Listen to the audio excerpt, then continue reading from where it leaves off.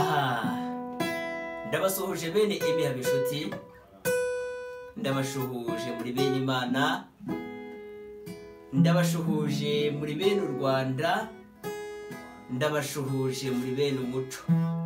Nimwegere hino mbasangize ku ntango y'umuco gakondo k'Abanyarwanda, umurage musekuru umunyarwanda, umuranzi w'umuziki nyarwanda. Bahaye ikaze. Ese muri amahoro iyo mwiriwe nta rungu?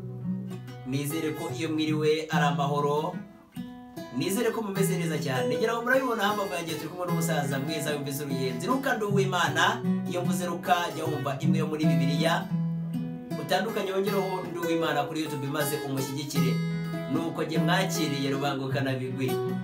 Ariko reka nseruke gira ni nagatiga turi kumuruka kandi rutica umugambi yemeje kwiga nkesa igikanu cy'imfizi. Ndirukoya rw'imwandi rusakara n'inkubito ndi icumu ricumbikira abacumbitsi. Ndirubanguza ntabara rw'amaboko icumu ryagiye ntirigukira aho ruremye. Iryo nararyibambuye ndi igikaka rukunda rurirambera.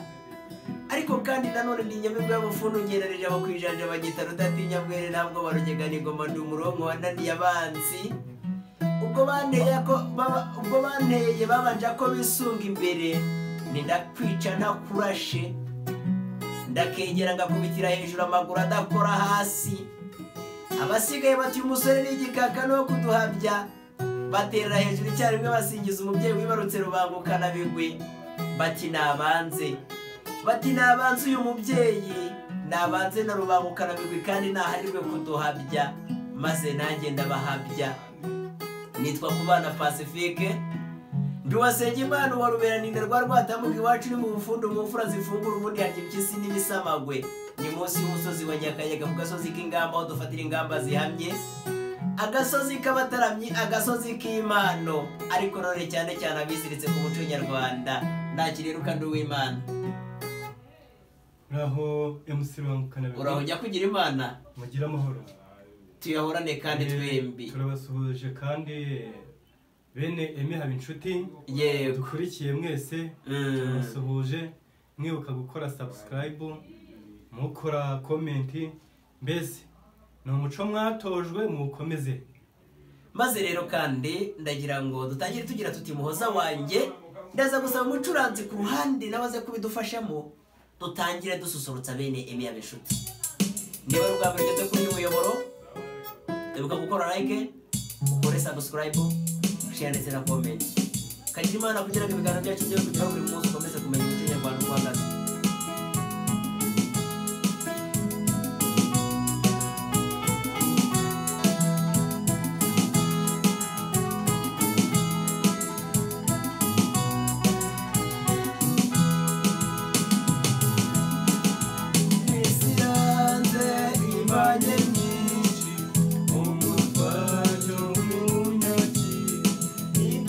Tekereza oni byinshi ariko